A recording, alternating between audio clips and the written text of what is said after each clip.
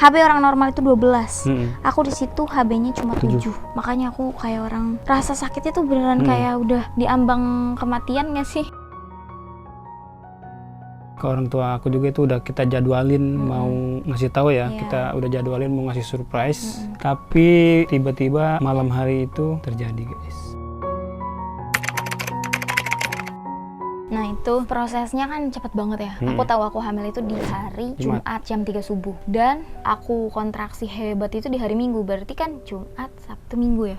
Cuma 3 hari aku tahu hamil. Tapi setelah itu ternyata aku harus operasi karena aku hamil di luar kandungan. Pokoknya jam 3 malam kan tiba-tiba yang sakit perut kan. Iya, jam 3 subuh. Pokoknya itu bener-bener panik-paniknya guys. Karena biasanya kan kalau sakit perut yang karena mah itu kita diemin sekitar setengah jam gitu ya, tiba-tiba hilang kan. Tapi ternyata ini terus-terusan, bahkan sakitnya itu bertambah parah kan. Tambah parah ya. Pokoknya katanya nih, kontraksinya itu ngelebihin orang yang mau melahirkan. Jadi sakitnya tuh 2 kali lipat, double. Nah, aku sampai nggak bisa jalan sama sekali. Kan aku kan mules kan, mules harusnya kan pup aja gitu. Tapi tuh bener-bener yang gak bisa. Kayak wah sakit banget ya, pokoknya aku nggak bisa jalan. Aku keringet dingin, nggak keringet dingin. Baju aku basah banget sampai keringetan gitu. Iya kan dalam posisi itu, ditambah kita itu masih ada sisa-sisa overthinking yang kata dokter hamil luar kandungan itu.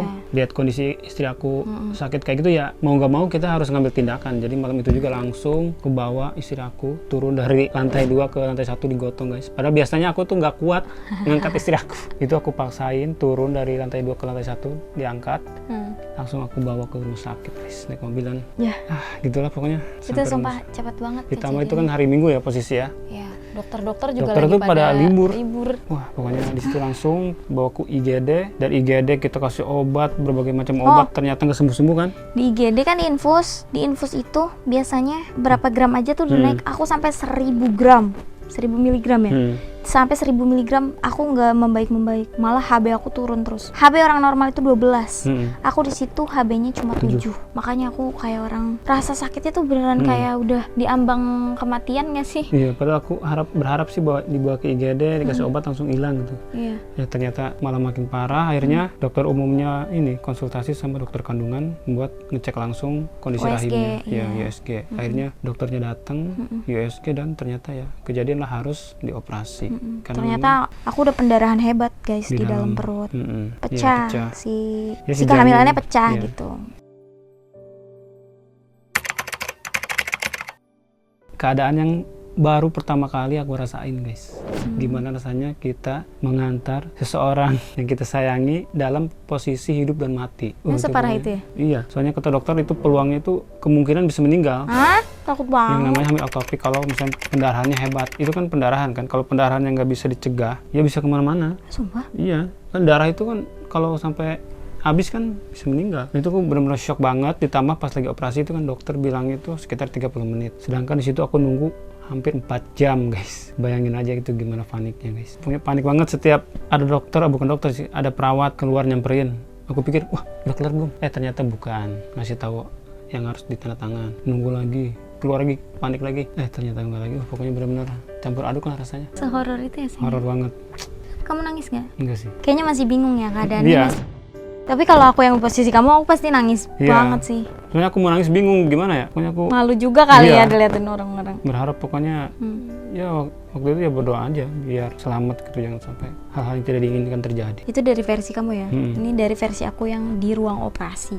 Aku juga baru pertama kali banget itu ngerasain masuk ke ruang operasi yang aku ngelihat lampu gede-gede banget. Iya. Ruangan operasi tuh banget, sedingin itu coy. Kayak aku kan ini ya operasi sesar kan biusnya tuh bius tengah sayang. Biusnya tuh cuma dari punggung sini sampai bawah. Jadi ini sampai sini aku masih sadar gitu. Tapi setelah di bius itu aku kayak bocah linglung gitu, kayak sadar gak sadar gitu. Ini apa sih, lagi ngapain sih gitu-gitu. Tapi aku ngeh lah pokoknya gitu. Aku nggak ngerasa 4 jam, makanya aku nggak ngerasa 4 jam. Makanya mungkin karena aku tidur gitu ya. Pas bangun-bangun aku kedinginan, tangan aku begini nih.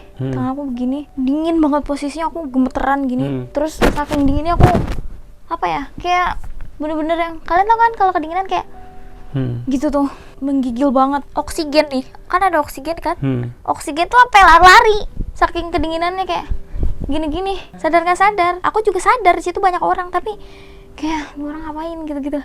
Wah sumpah sih itu takut banget. Tapi aku nggak ngerasain apa-apa di bawahnya karena mungkin nggak berasa kali ya karena dibius. Aku nggak kerasa, cuma ya banyak dokter ngomong apa segala macam lah pokoknya di situ. Sumpah itu takut banget aku di setiap pas udah sadar itu, setiap kan di ruang operasi itu kan ada pintu yang ada kacanya gitu bulat. Nah, aku berharap setiap aku nengok situ tuh ada suami aku di situ gitu ngeliatin aku gitu apa gimana. Karena di situ aku nggak tenang banget. Aku butuh orang yang ada gitu loh, ada buat support. Ya cuma masalahnya nggak usah masuk. Iya.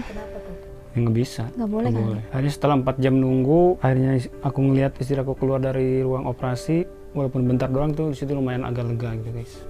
Udah nggak setegang sebelumnya.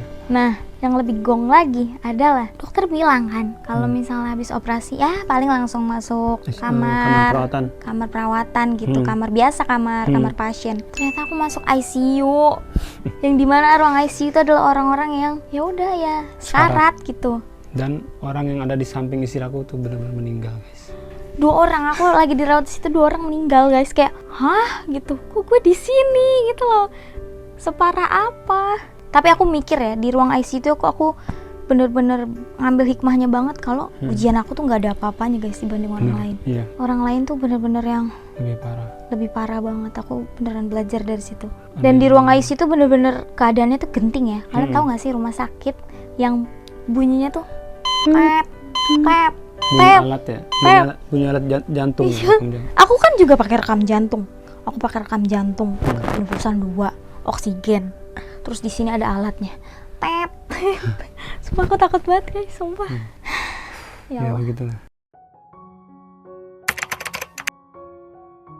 Hikmah dari kejadian ini sih yang bisa aku petik ya. Pertama, ketika aku sih nggak mau kepedean, kita itu lagi berada dalam keimanan yang baik. Misalkan aku sih mikirnya mungkin istri aku mungkin saat itu berada dalam keimanan yang baik, dia berdoa apa yang dia minta, sempat Allah kabulkan, lalu tiba-tiba dikasih ujian seperti ini. Mungkin aku mikirnya itu adalah sebuah ujian. Apakah setelah kejadian ini istri aku akan tetap beriman, akan tetap melakukan apa yang dilakukan sebelum kejadian ini, atau malah semakin menjauh. Nah itu mungkin satu poin yang aku petik sebagai hikmah dari kejadian ini. Terus yang kedua, aku menganggap dunia ini kan ya Allah bilang kalau dunia itu dibandingin akhirat itu kan tidak ada apa-apanya. Ya mungkin Allah tidak mengabulkan apa yang menjadi hajat kita di dunia, mungkin Allah ganti dengan yang lebih baik di akhirat. Dan mungkin juga sebagai penggugur dosa atas dosa-dosa yang kita lakukan. Nah sebagai pembersihan buat kita yang nanti diberikan ganjaran di surga gitu. Untuk mendapatkan karunia dari Allah. Untuk mendapatkan karunia dari Allah kita harus melewati ujian ini dulu, sehingga akhirnya kita nanti mendapatkan balasan yang lebih baik di akhirat. Mungkin itu ya, mungkin ya husnudzonnya seperti itu sama Allah Subhanahu wa Ta'ala. Ditambah kan aku juga habis lihat film Thailand tuh bener-bener langsung inget ke situ gitu guys. Thailand yang mana, jelasin. Yang tentang nenek. Di situ kan ada nenek, ada seorang cucu yang ngerawat neneknya, tapi karena dia pamrih gitu guys, pengen mendapatkan warisan rumah. Nah si neneknya tahu kan, ternyata si cucunya ini cuma karena pengen rumah ngerawat si neneknya ini. Nah akhirnya setelah ketahuan ternyata si rumahnya ini nggak dikasihin sama cucunya yang ngerawat dia, tapi dikasihin ke anaknya. Nah si cucu itu kan sempat marah kan, akhirnya nggak ngurus neneknya lagi. Tapi dia sadar, akhirnya balik lagi ngurus neneknya. Nah ternyata setelah dia balik lagi ke neneknya, diberikan yang lebih besar, yaitu tabungan.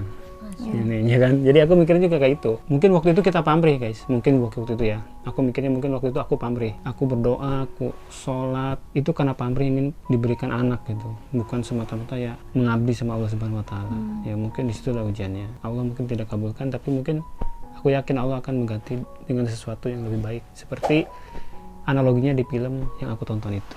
Kalau hikmah dan aku sih mikirnya kayak ujian aku belum ada apa-apanya dibanding orang lain. Terus kesehatan itu sangat penting. Jadi rezeki itu bukan melulu cuma harta, tapi kesehatan itu juga penting banget. Karena kalau kita nggak sehat, kita nggak bisa hidup udara segar ya, sayang.